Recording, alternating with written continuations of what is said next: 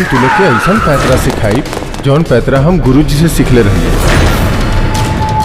अगर केहू हमनी के मदद करी के हो तो आज हमनी के जिंदगी नरक न बनल हो। काइल होता साथी हमरा छोड़ के चला जाई भी दोसरा नाम के मेहंदी अपना हाथ में लगाई भी। एगो औरत होके औरत के दलाली कर रहल बाड़ू।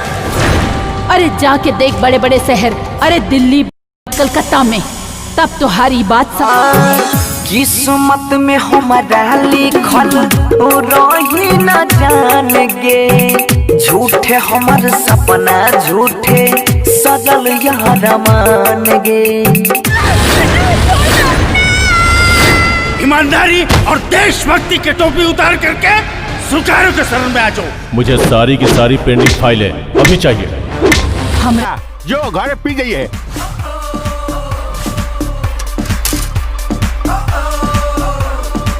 बचपन के तू छी अरबा हम जियो तोहर यारे।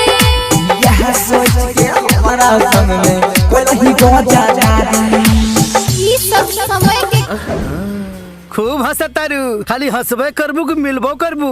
नहीं हमारा खातिर कहियो खाइले बाप के क्रिया आरो अभी नहीं हमारा खातिर कहियो खाइले बाप के क्रिया।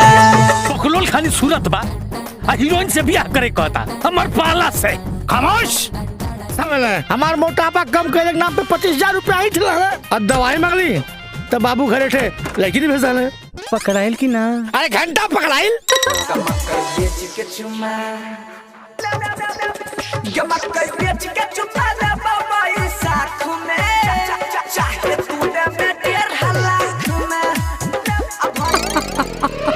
मेरा सजना संवरना है किस काम का, माला जपते हो तुम औरों के नाम का। बीवी हूँ तो बीवी धक्का मुक्की रगड़म रगड़ी भेल रेला मरेला लड़का साथ में रहे लोकना पकड़ाई गेलै अकेला। अच्छा ओ जिम्मी साहेब वो तो सुबह ही मर गया। मर गया? हाँ रुको रुको, ए जिम्मी भैया वो लोग भाग कहाँ रहे?